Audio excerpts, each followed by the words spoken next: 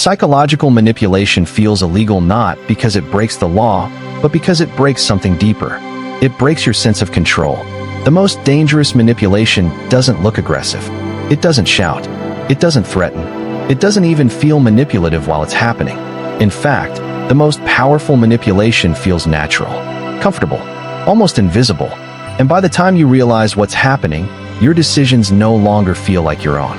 Humans like to believe they are rational, independent thinkers, free decision makers. But psychology exposes an uncomfortable truth.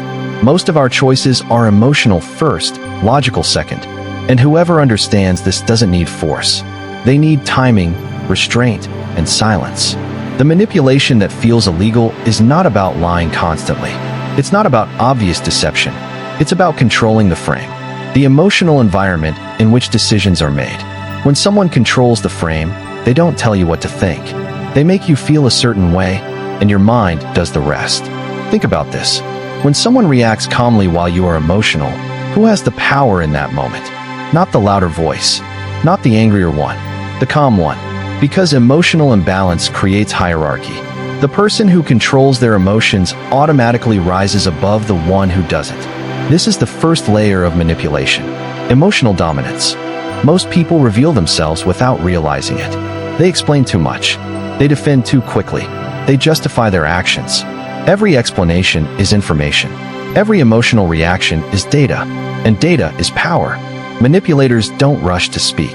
They listen. They observe. They let others talk themselves into exposure. Silence is not empty. Silence is pressure.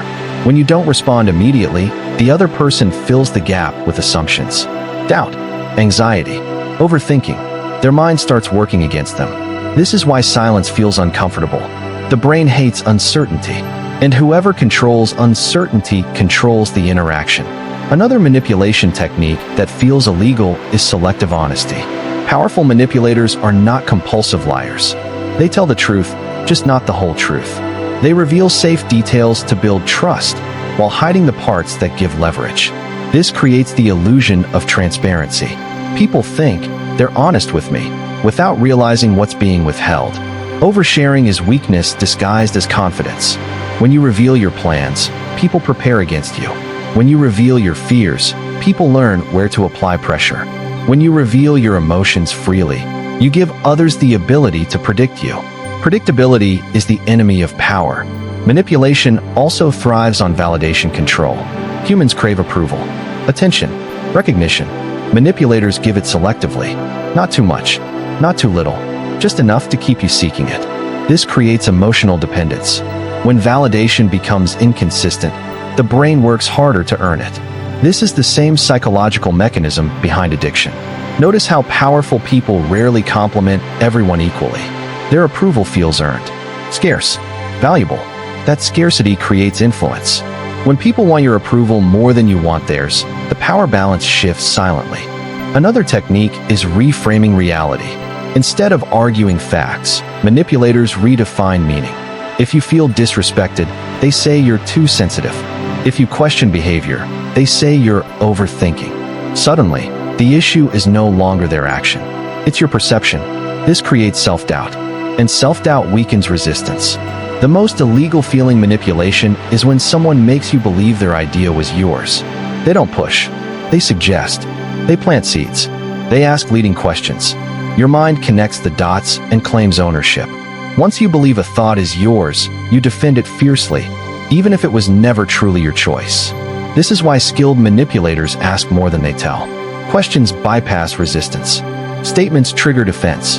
When someone asks the right question at the right time, they can guide your thinking without ever appearing controlling. Powerful manipulation also involves timing. Saying the right thing at the wrong time weakens its impact. Silence at the right moment amplifies it. Manipulators wait until emotions are high or confidence is low. That's when suggestions slip past mental filters. They also understand that people remember feelings more than facts. You may forget the words, but you remember how someone made you feel. Control the emotional memory, and you control future behavior. The most dangerous part is that manipulation often feels like safety, like guidance, like understanding. That's why it's so effective. People don't resist what feels comforting. They resist what feels threatening. This doesn't mean manipulation is always evil. These psychological principles exist whether you use them consciously or not. The difference is awareness. If you don't understand these dynamics, you become vulnerable to those who do. Dark psychology doesn't teach you to dominate others blindly. It teaches you to see the invisible forces shaping behavior, to recognize when silence is more powerful than speech, when restraint is stronger than expression, when mystery creates more influence than honesty. The world doesn't reward the loudest voice.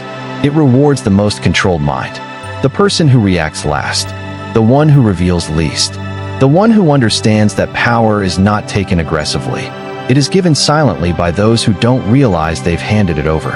Psychological manipulation feels illegal because it exposes how fragile free will really is. And once you see it, you can never unsee it. You either learn to protect yourself from it, or you learn how dangerously effective it can be in the hands of someone who understands human nature. Manipulation becomes powerful when it hides behind reason. When someone doesn't tell you what to do, but makes every other option feel wrong. You think you're choosing freely, but your freedom was narrowed long before you noticed. That is why the most dangerous manipulation feels calm, logical, even helpful. People assume control looks aggressive. Raised voices, forceful opinions, dominance. But real control is subtle. It's the person who never rushes. The one who listens more than they speak. The one who reacts last. Because reacting last means you already know where the situation is going. When someone stays emotionally neutral while others react, the brain assigns them authority automatically. Calmness signals confidence. Confidence signals power. This is not opinion. This is psychology. Manipulators don't need to win arguments. They let others exhaust themselves. Every emotional outburst reveals priorities, fears, and weak points. The calm observer collects information without ever asking for it. What feels illegal is realizing that silence can move people more than words. When you don't explain yourself, others explain you. When you don't defend your position, people assume it's strong enough not to need defense. Power lives in what you don't reveal. The less predictable you are, the harder it is to control you.